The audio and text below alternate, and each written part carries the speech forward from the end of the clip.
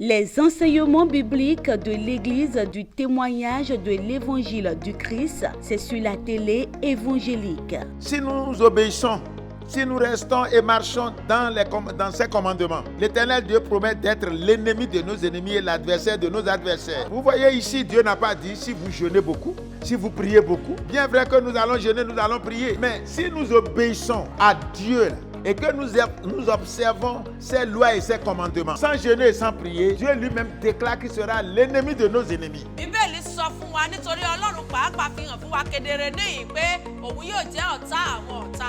Par ces différents enseignements sur différentes thématiques, vos yeux spirituels s'ouvriront et la vérité vous affranchira. Prenez alors le rendez-vous tous les lundis à 21h et les samedis à 17h30.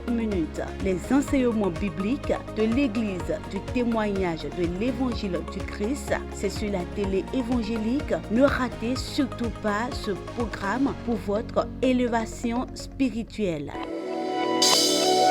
Ẹ jẹ́ kí a gbàdúrà. Prions. Olúwa Ọlọ́run aláṣẹ gbogbo àgbáńlá ayé. Dieu, détenteur de tout pouvoir. Ògbéni níjà kẹ́rù kó ba oníjà Ọlọ́run lọ́wọ́ bọ̀bọ̀rọ̀ tí ń yọ ọmọ rẹ̀ nínú ọ̀fìn. Dieu qui défend notre cause et qui, par moments, nous avons sa crainte à cause de sa défense. Kábí kò sí Ọlọ́run tí ń ṣe ohun gbogbo lódùlódù. Personne ne peut te questionner. Tu fais toutes choses bonnes en son temps. A dúpẹ́ lọ́wọ́ yín Ọlọ́run wa ní ìrọ̀lẹ́ yìí. Nous te disons merci ce soir, notre Dieu. Pápá lórí ètò ẹ ó mọ òtítọ́. Surtout sur l'émission, vous connaîtrez la vérité. Bàbá gba ọpẹ́ wa.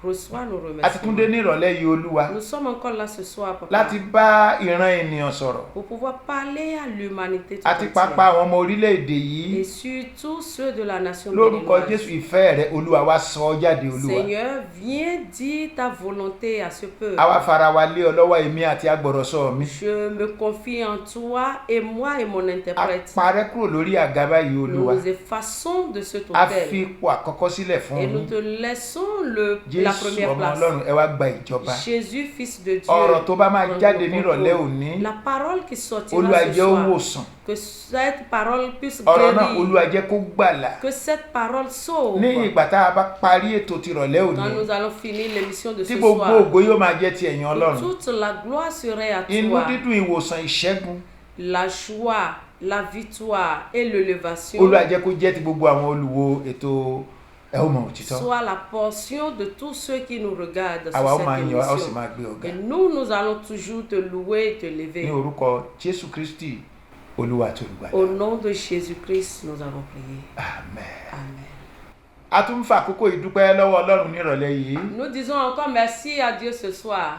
Ọlọ́run tí ó fún wa ní oore ọ̀fẹ́ Dieu qui nous a donné la grâce tí ó sì ń lò wá bó ṣe wù ú et qui nous utilise comme bon lui semble. nítorí pé a jẹ́ iṣẹ́ ọwọ́ rẹ̀. Parce que nous sommes ses œuvres. Ògo ni fún Ọlọ́run náà lókè ọ̀run. Gloire à ce Dieu dans les cieux. Nírọ̀lẹ́ òní Ce soir, ẹṣin ọ̀rọ̀ Ọlọ́run tí a ó gbọ́. le thème du message de ce soir Òun ni mo pè ní kíkíyèsára lọ́dọ̀ àwọn ìkokò tó fi awọ àgùntàn bóra.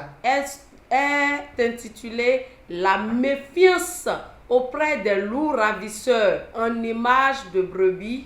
Bí ẹ bá ṣe àkíyèsí mi fún ẹ̀yin tí ẹ ń wo ètò wa lórí ẹ̀rọ amóhùnmáwòrán yìí. Si vous êtes aussi attentionnés, ceux-là qui nous suivent sur cette chaîne de télévision, Ẹ ó rí i pé ọ̀pọ̀lọpọ̀ ìgbà lọ́lọ́run máa ń fún mi ní ọ̀rọ̀ ló máa ń rán mi sí àwọn ènìyàn tí wọ́n pera wọn ní ìránṣẹ́ Ọlọ́run ṣùgbọ́n tí wọn kì í ṣe bẹ́ẹ̀. vous allez constater que maintes fois, Dieu m'envoie vers ceux-là qui se réclament serviteurs de Dieu, mais qui sont des faux. Nítorí pé ìpè tólúkúlùkù gba ìpè ọ̀tọ̀ọ̀tọ̀ ni. Parce que nous avons reçu différents types d'appels. Ìpè tí mo gbà ni pé kí n lọ L'appel dont j'ai reçu est d'aller láti lọ wàásù ìrere fún gbogbo ẹ̀dá. afin de pouvoir aller prêcher l'évangile à toute Àwọn tó wà personne. nínú túbú kí n lọ kí wọ́n lè lọ ṣí túbú sílẹ̀ kí wọ́n jáde. Ceux-là qui sont emprisonnés, on m'a envoyé afin d'aller ouvrir les prisons. Àti láti fi ìfẹ́ Ọlọ́run hàn àwọn ènìyàn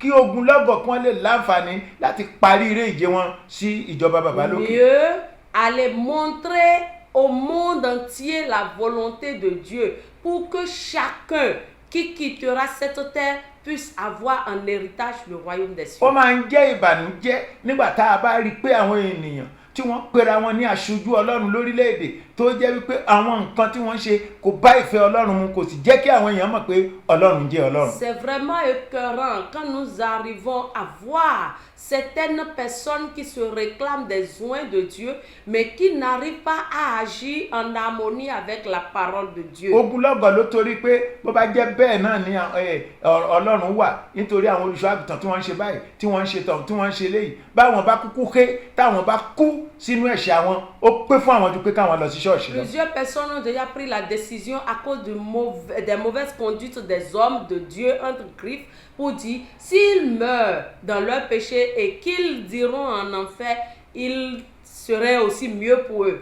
Nítorí ìdí èyí la ṣe ń sọ fún ìwọ tí Ọlọ́run ti bá ọ ṣe tó o ti rí oore ọ̀fẹ́ tí a ṣí ọ lójú tá a là ọ ní ètò gba Jésù ní Olúwa àti Olùgbàlà, kó o lè mọ ìkíyèsára, kó o lè mọ irú ọ̀dọ̀ àwọn ènìyàn tó o gbé lè máa gbé ọ̀rọ̀ yìn rere rẹ gbà, kó o lè mọ àwọn ènìyàn tó o lè bá kẹ́gbẹ́ kí wọ́n má bàa tì ọ́ lọ sínú ègbé. C'est pourquoi nous sommes en train d'adresser la parole de Dieu à toi qui as déjà reçu le Seigneur Jésus-Christ. Ce soir, tu dois savoir avec qui marcher, avec qui être en compagnie pour ne pas finir dans l'enfer.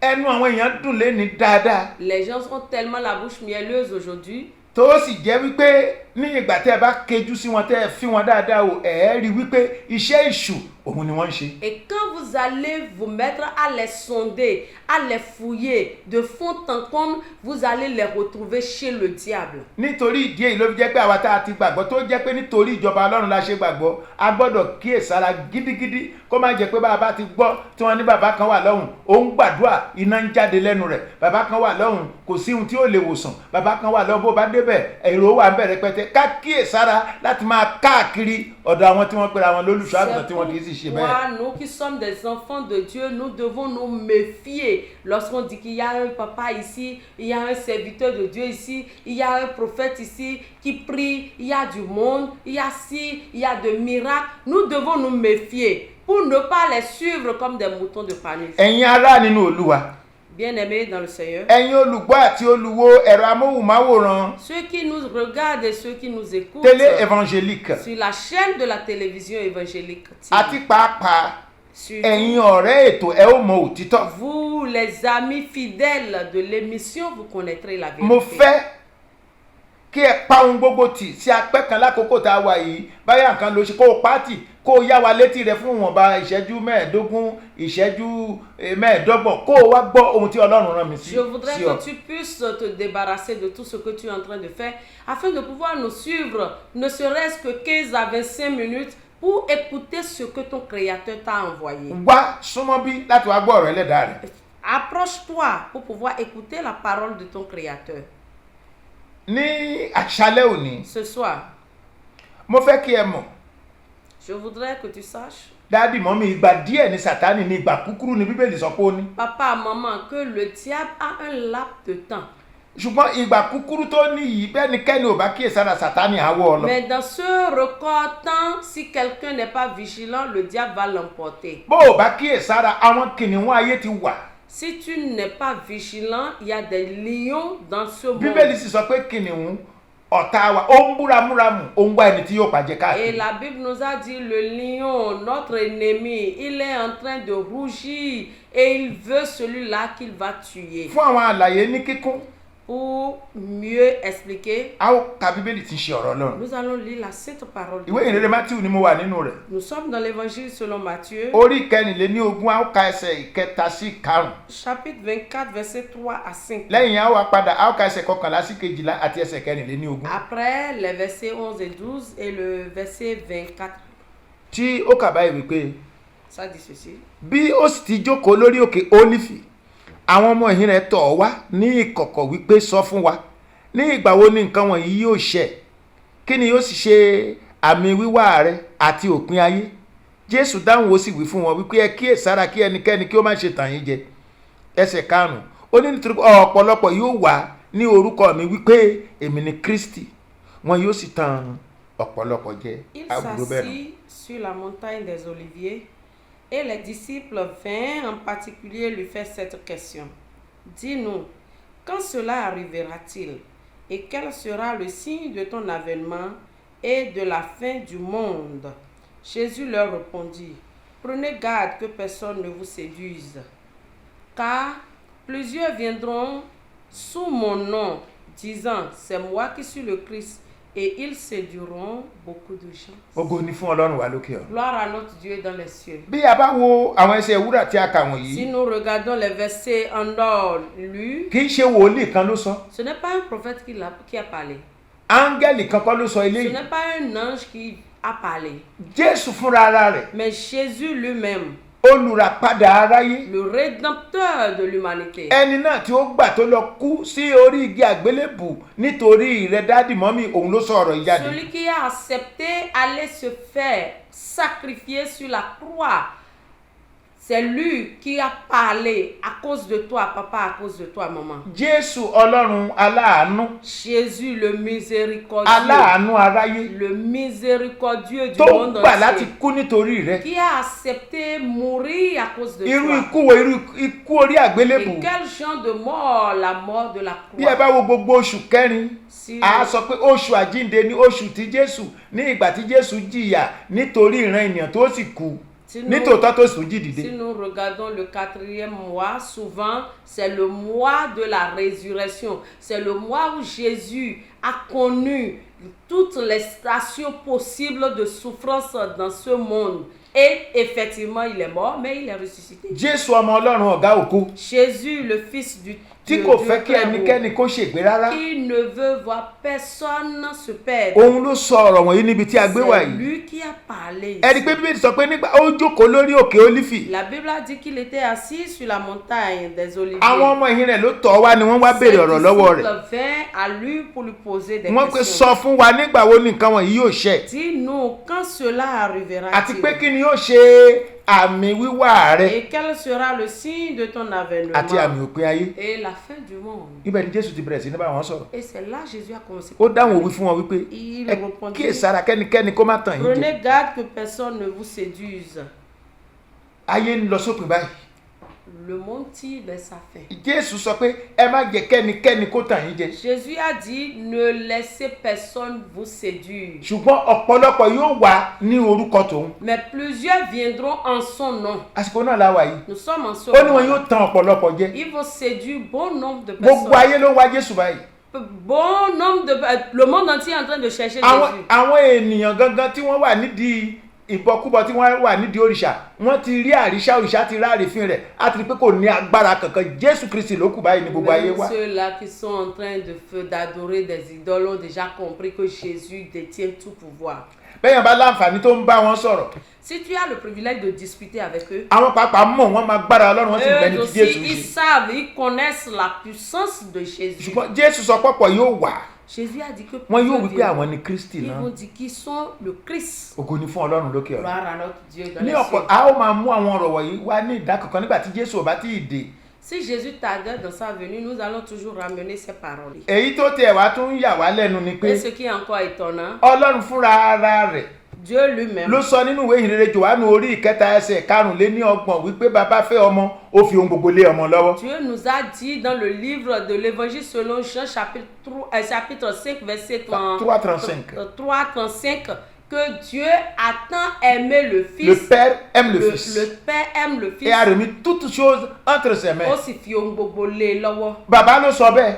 C'est papa qui a dit ça. Ẹnikẹ́ni tó bá gbà á gbọ́ Et ó lá ní iyè tí kò ní pẹ̀pẹ́, tí ò bá gbà á gbọ́ kò ní ní iyè, ṣùgbọ́n ìbínú Ọlọ́run bẹ lórí ẹ̀. Quiconque va croire en lui aura la vie éternelle. Mais celui qui ne veut pas croire en Jésus, sur celui-là, il y a déjà la colère de Dieu d'office. Ṣùgbọ́n bàbá tún rẹ́ nìkan lẹ́ni sí tó ń dìde tó sọ pé òun kì í tẹ̀ í ṣe Jésù, pé bàbá Jésù lòun jẹ́, Ọlọ́run lòun jẹ́. Irú Ọlọ́run wo nìyẹn? Et si quelqu'un se lève encore aujourd'hui pour dire qu'il est même supérieur à Jésus, Uh-huh. qu'il est le Père même de Jésus, c'est quel type de Dieu? Ìdí nìyẹn tí ọ̀rọ̀ Ọlọ́run ní kí n sọ fún ẹ pé kó o kíyèsára lọ́dọ̀ àwọn ìkòkò tí wọ́n fi awọ àgùntàn bóra. C'est pourquoi la parole te demande d'être méfiant auprès des loups ravisseurs en image de brebis. Nígbà Jésù sọ nínú ìwé ìhìnrere Jòhánù lọ́hùn, Quand Jésus parlait dans l'évangile selon Jean, a sọ pé iṣẹ́ tóun ṣe il a òun làwa yóò ṣe a ó tún ṣe jù bẹ́ẹ̀ lọ. dit ce qu'il a fait, qu'on le fera plus.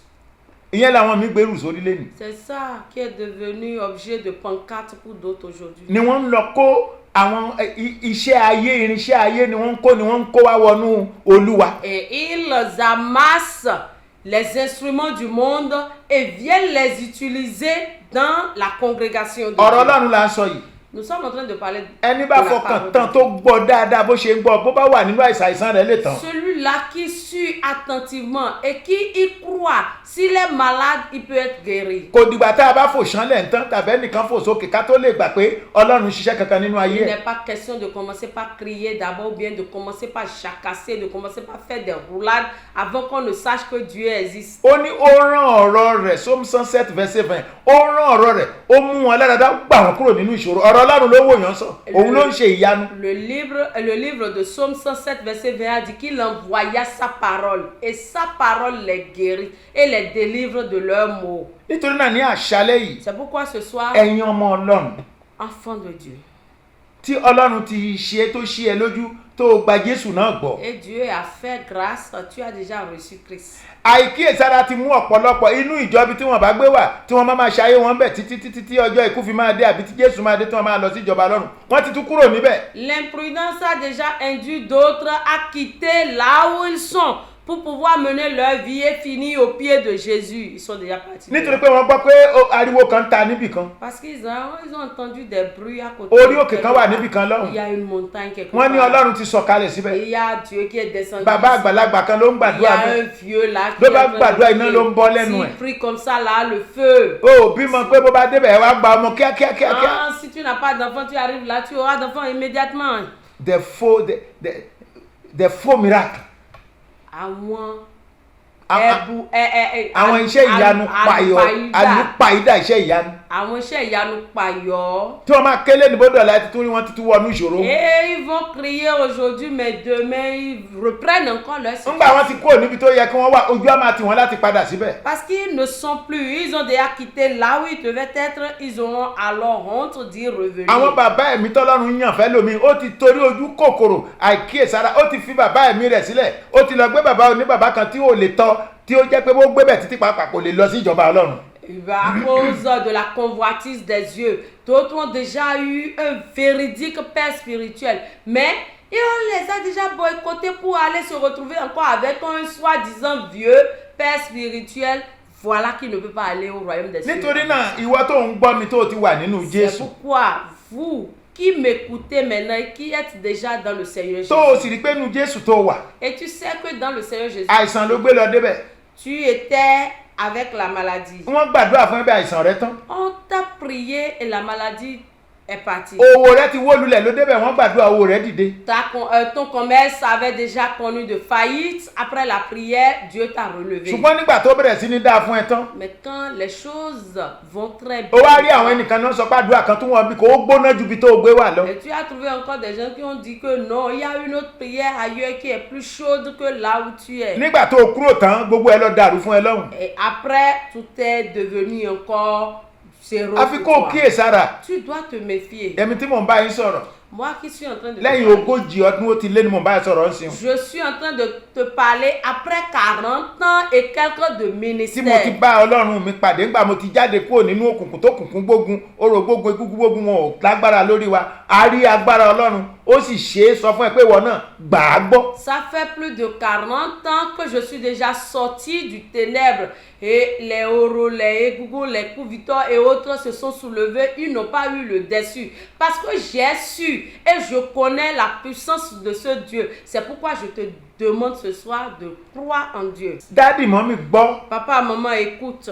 ó wà ní ṣọ́ọ̀ṣì Tu es dans l'église. o gbọ́dọ̀ kíyèsára o Tu dois être vigilant. kó o mọ àwọn tó máa bá kẹ́gbẹ́. Tu dois savoir avec qui collaborer. mo sọ fún àwọn ọmọ mi ní ọjọ́ Olúwa tó kọjá. J'ai dit à mes enfants le dimanche passé. mo ní gbogbo ẹni tó bá ń pè ẹ́ pé wá ká lọ sórí òkè wá ká lọ sí kinní pẹ̀lú gbogbo àdúrà tá à ń gba ṣọ́ọ̀ṣì ń bí bẹ́ẹ̀ bá tún gbàdúrà ju eléyìí tá à ń gbà bí lọ mo tún sọ sí gbogbo àgbáyé mo ní ìyá ya wèrè. Et je dis, S'il y a quelqu'un encore qui t'appelle pour dire viens, il y a encore une autre montagne, il y a ceci de l'autre côté. Si tu dois encore prier plus que ce qu'on fait ici là, tu vas devenir fou. Oui, on t'a baladé ẹni bá máa dúró àgbà bó bá débi wọn kan sára fún Jésù. Parce que si tu sais prier et tu viens ici prier, non, tu vas glorifier. Ṣùgbọ́n kẹ́yìn tún dúkọ́ lábẹ́ àdúrà ló tún òun tún rí àdúrà kan síbì kan. Et maintenant, malgré tous les programmes de prière là, tu trouves encore ailleurs. Oh.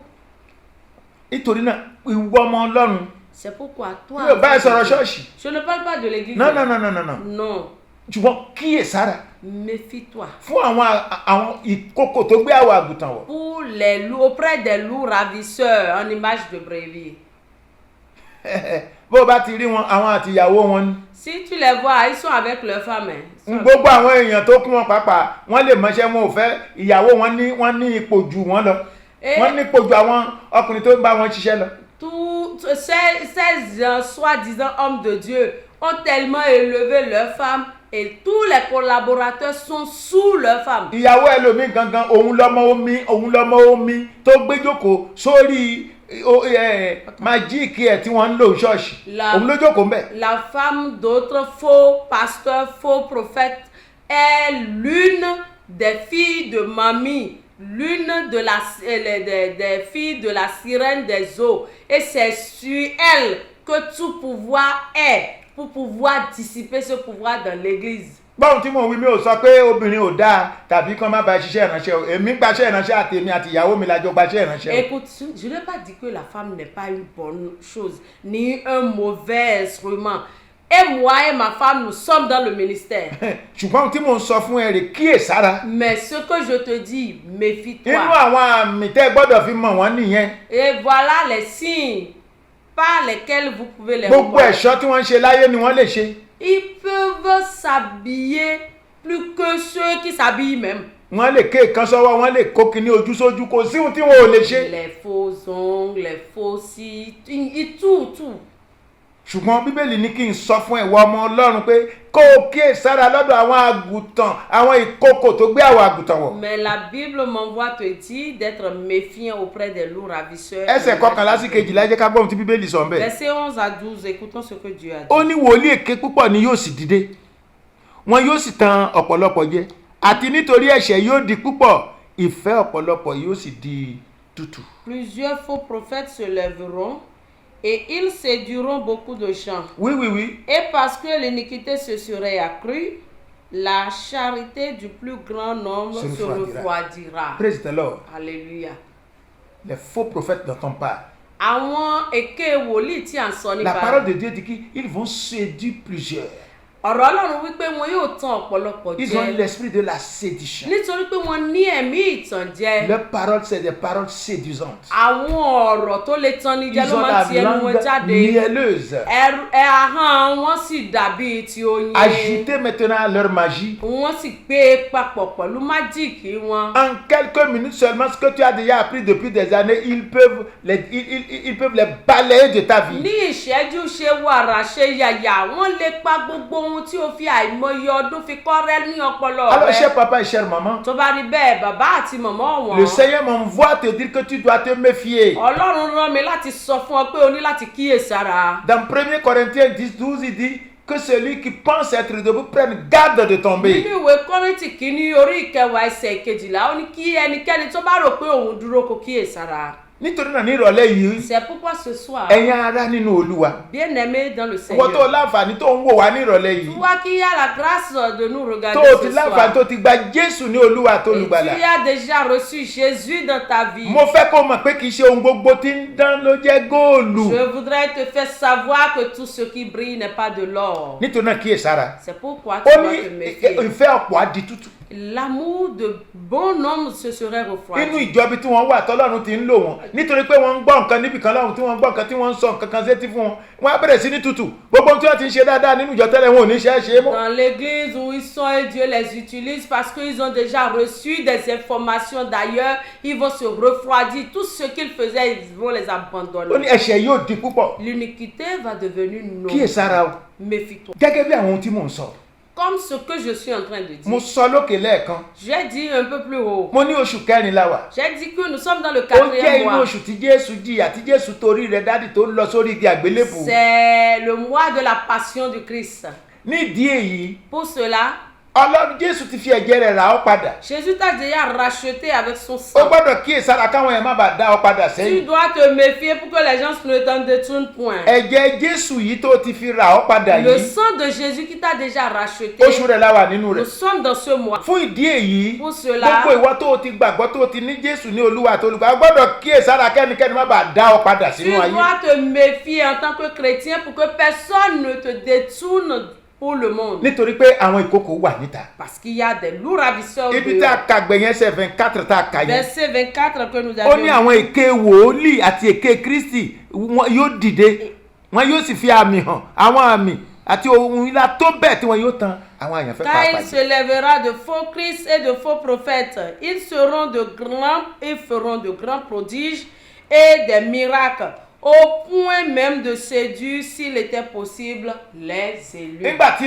aláboyún bá wà wájú sìn tí pásítọ̀ ṣe báyìí tí ọmọ inú aláboyún dà síbí tó ṣe báyìí tọmọ dà sọ́hùn tó ní kíní tọmọ ṣe hóhù nínú iṣẹ́ bẹ́ẹ̀ ni àwọn ohun náà tí wọ́n fi ń ṣe tí wọ́n fi ń kó àwọn ènìyàn tí ò mọ méjì lọ́kàn tí wọ́n fi ń kó wọn sí problem ló gbọ́dọ̀ kíyèsára dádì mọ́ mi. Par exemple, une femme enceinte devant un pasteur et le pasteur lève sa main à gauche, l'enfant tressaille, son ventre a tressailli vers la gauche, même chose vers la droite, ou bien il dit oh, l'enfant qui est à l'intérieur aussi dit oh et tout le monde entend. Cela séduit le monde, tu dois te méfier. kì í ṣe torí pé wọ́n ń ṣe yẹn ni wọ́n fi jẹ́ ènìyàn Ọlọ́run pàtàkì kó ìkókò apanijẹ ni wọ́n. C'est pas parce qu'ils sont en train de faire ces prodiges là qu'ils sont déjà de vrais hommes de Dieu. Non, ils sont des loups ravisseurs. ó gbọ́dọ̀ kíyèsára kí ikú Jésù lórí igi àgbélébùú kó má bàa lọ lásán Tu lórí ayé rẹ̀. dois te méfier, tu dois être prudent pour que la mort de Jésus ne soit pas en vain pour kí toi. Olúwa kí ó bùkún gbígbọ́ àti kíkà Que ọ̀rọ̀. l'Éternel bénisse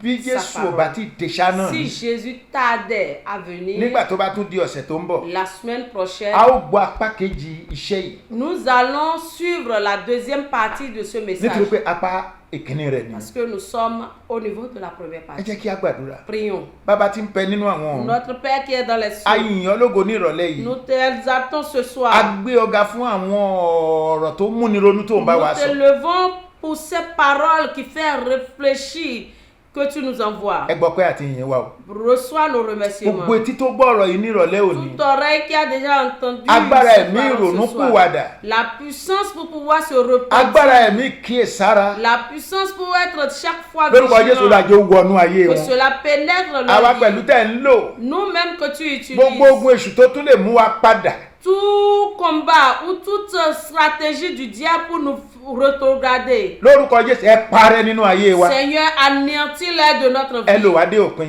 Utilise-nous pour ta Ah, gloire aussi, jusqu'à la Marie. fin. Nous allons te ẹ bénir. gbọ́ aláṣẹ ọ̀run Écoute ní notre orúkọ Père. Jésù Kristi Olúwa àti Au Olùgbàlà nom wa. de Jésus, nous avons prié. Amen. Amen. Les enseignements bibliques de l'Église du témoignage de l'Évangile du Christ, c'est sur la télé évangélique. Si nous obéissons, si nous restons et marchons dans ses commandements, l'Éternel Dieu promet d'être l'ennemi de nos ennemis et l'adversaire de nos adversaires. Vous voyez ici, Dieu n'a pas dit si vous jeûnez beaucoup, si vous priez beaucoup. Bien vrai que nous allons jeûner, nous allons prier. Mais si nous obéissons à Dieu, et que nous observons ses lois et ses commandements, sans jeûner et sans prier, Dieu lui-même déclare qu'il sera l'ennemi de nos ennemis. Bíbélì sọ fún wa nítorí Ọlọ́run pàápàá fi hàn fún wa kedere níyìn pé òun yóò jẹ́ ọ̀tá àwọn ọ̀tá wa. Par ces différents enseignements sur différentes thématiques, vos yeux spirituels s'ouvriront et la vérité vous affranchira. Prenez alors le rendez-vous tous les lundis à 21h et les samedis à 17h30. Les enseignements bibliques de l'Église du témoignage de l'Évangile du Christ, c'est sur la télé évangélique. Ne ratez surtout pas ce programme pour votre élévation spirituelle.